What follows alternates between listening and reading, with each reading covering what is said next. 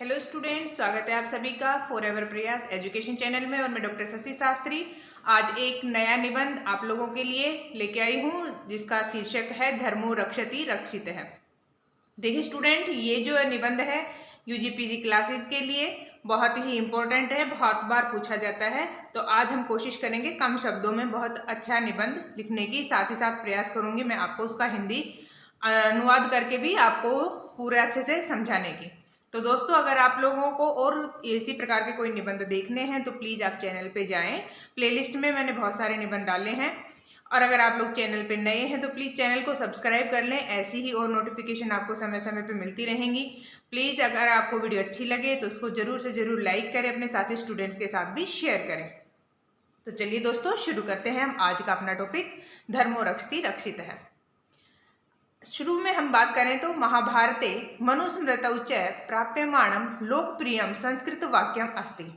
महाभारत में और मनुस्मृति के अंदर च और प्राप्यमाणम प्राप्त होते हैं प्रमाण के रूप में ऐसे लोकप्रिय संस्कृत वाक्यम अस्ति, ऐसे बहुत ही लोकप्रिय संस्कृत के वाक्य हैं जो हमें महाभारत और मनुस्मृति से प्राप्त होते हैं। वो कौन से लोकप्रिय वाक्य हैं जो हमें महाभारत और मनुस्मृति से प्राप्त होते हैं? तो उनमें एक वाक्य है धर्मः रक्षति ही रक्षित है।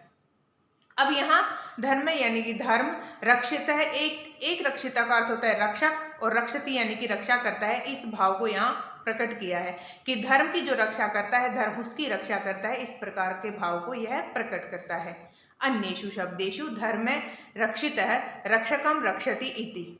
अगर दूसरे हम शब्दों में कहें तो कहेंगे धर्म है रक्षति, जो धर्म की रक्षा करता है, रक्षकम रक्षति थी, उस रक्षक की वो रक्षा करता है। कौन रक्षा करता है? वो धर्म रक्षा करता है। यानी कि जो धर्म की रक्षा करता है तो उस रक्षा करने वाले रक्षक की वो धर्म रक्षा करता है।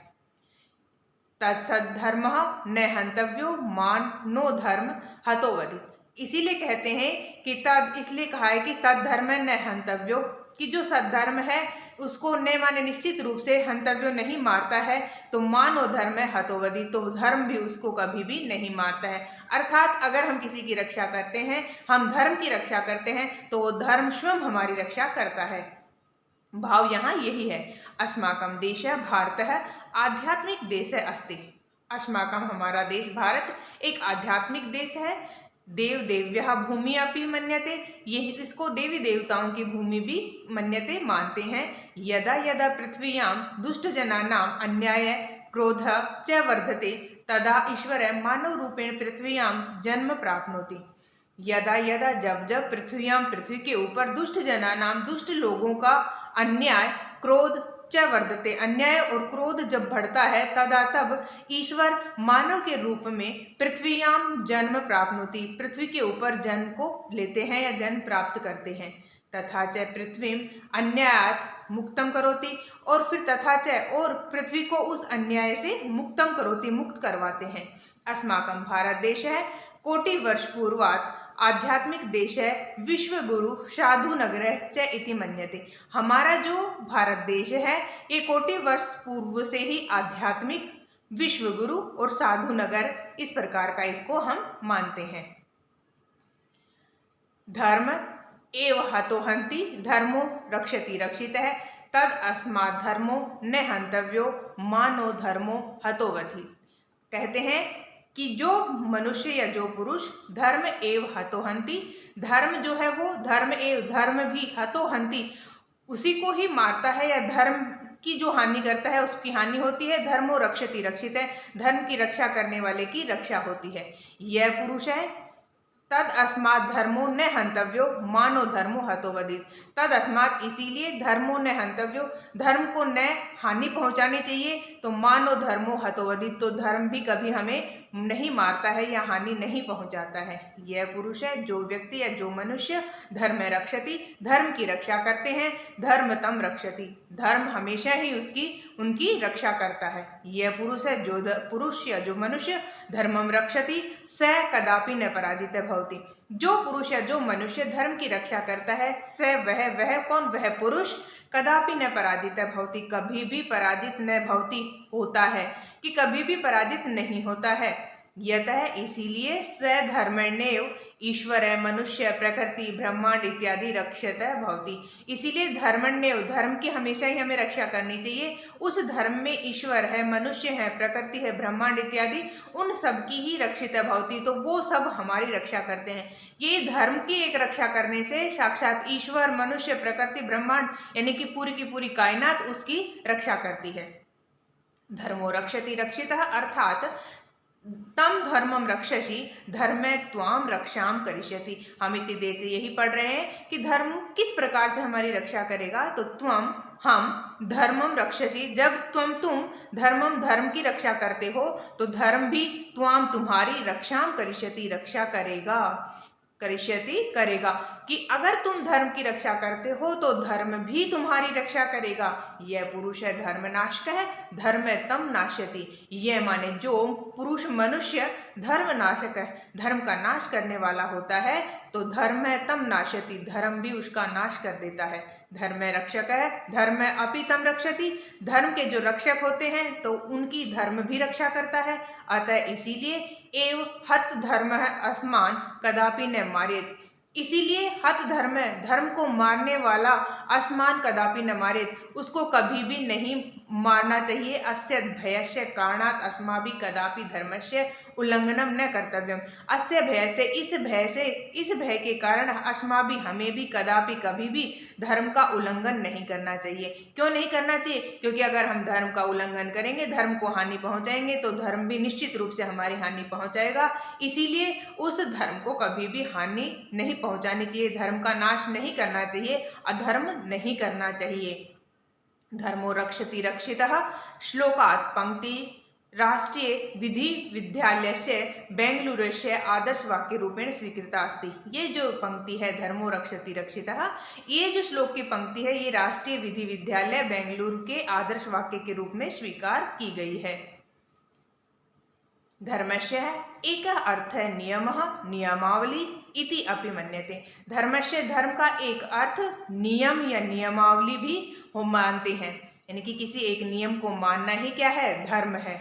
एवं धर्मस्य मुख्यतया अर्थः दिव्य नैतिक प्राकृतिक नियम, परंतु अन्य सामाजिक स्वीकृत नियम अपि अंतर्भवति। अब हम यहाँ ये जानेंगे कि एक्चुअली ये धर्म होता क्या है। एवं धर्मस्य, ये जो धर्म है मुख्यतया अर्थ है, इसका मुख्यतः अर्थ है कि जो दिव्य है, नैतिक है, प्राकृतिक नियम। दिव्य यानी कि जो कैसे हैं? दिव्य हैं। दिव्य मतलब जिसमें ऐश्वर्य गुण है, जो नैतिक हैं और जो प्राकृतिक हैं।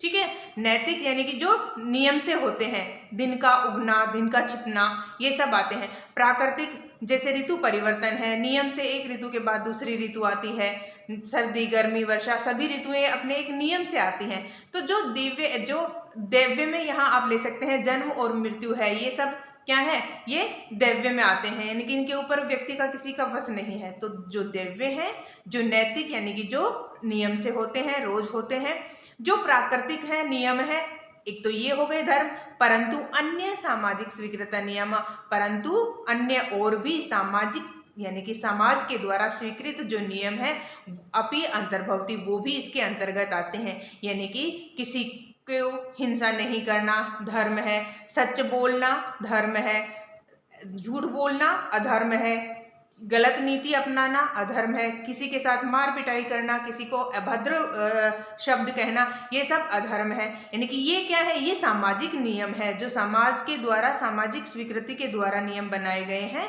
धर्म और अधर्म के बारे में।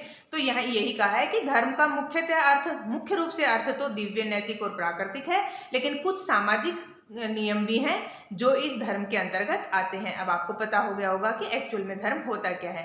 अतः इसीलिए धर्मस्य अर्थः अस्ति, धर्म का अर्थ है कस्यचित् कार्य विशेषस्य स्थानस्य परिस्थिते वा कृत्य निर्मिता नियमः, प्रोटोकॉल नियमः इत्यादि।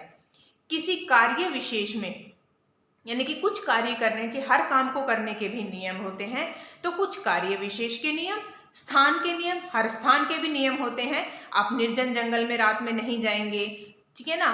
नदी है या जो कैसे है, ऊंचे पहाड़ हैं, पर्वत हैं, उनके ऊपर आप बिना किसी प्रोटेक्शन के वहां नहीं जाएंगे, तो ये स्थान विशेष के नियम है। परिस्थिति के अनुसार या उस परिस्थिति के लिए निर्मिता नियमा, उस परिस्थिति को अनुकूल बनाने के लिए जो बनाए गए नियम हैं, प्रोटोकॉल हैं, वो सब धर्म के अंतर्गत आते हैं। धर्मस्य रक्षणार्थम किम। अब कहते हैं कि धर्मस्य रक्षणार्थम किम, ये जो धर्म है ये इसकी रक्षा कैसे की जाए। तो इसका हमें कैसे करनी है धर्म की रक्षा? अधिकाधिक जना जागरूका भवेयु, जब अधिक से अधिक लोग जागरूक होंगे, तेषु धर्मस्य प्रति गहन विश्वास प्रवर्तनीय भवति, तेषु उनमें धर्मस्य प्रति, धर्म के प्रति गहन विश्वास प्रवर्तनीय भवति, जब उनमें गहन विश्वास हो जाएगा उस धर्म के प्रति, तब धर्म की रक्षा होगी।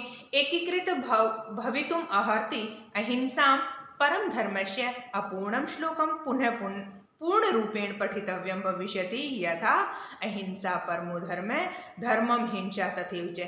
अब कहते हैं कि एकीकृत भवितुम अर्हति, जब इसका एकीकृत तभी होगा जब अहिंसा परम धर्मस्य, अहिंसा ही सबसे बड़ा, परम का मतलब होता है सबसे बड़ा धर्म है। तो कहते हैं कि अपूर्ण श्लोक जो है वो पुनः दोबारा से पूर्ण रूपेण पठितव्यम, पूर्ण रूप में पढ़ा जाएगा। वो पूर्ण रूप क्या है? हमने ये तो सुना है अहिंसा परम धर्म है, लेकिन ये अधूरा है। जब हम इसके मायने समझ जाएंगे तो कहते हैं कि ये जो श्लोक है अपना पूर्ण रूप ले लेगा और उसको पूर्ण रूप में ही पठितव्यम भविष्यति, पढ़ा जाएगा, यथा जैसे अहिंसा परमो धर्म, अहिंसा ही सबसे बड़ा धर्म है, धर्म हिंसा तथैव च, और धर्म जो है हिंसा तथैव वैसे ही, और अधर्म है वो हिंसा, इस प्रकार से यहाँ कहा गया है। तो दोस्तों आई होप आपको वीडियो अच्छी लगी होगी। अगर आपको अच्छी लगी तो प्लीज़ लाइक करके जरूर जाएं। अगर आप चैनल पे नए हैं तो चैनल को सब्सक्राइब कर लें। ऐसे ही और वीडियोस देखने के लिए बेल आइकन को भी दबा लें। अगर आपको अपना कोई विषय है जिसके ऊपर आपको निबंध चाहिए तो प्लीज़ आप मुझे कमेंट बॉक्स में जा करके ज़रूर बताएं। मैं कोशिश करूँगी आपके द्वारा दिए गए टॉपिक पर निबंध बनाने की। तो दोस्तों अपने साथी स्टूडेंट्स के साथ भी इसको ज़रूर से ज़रूर शेयर करें। धन्यवाद दोस्तों।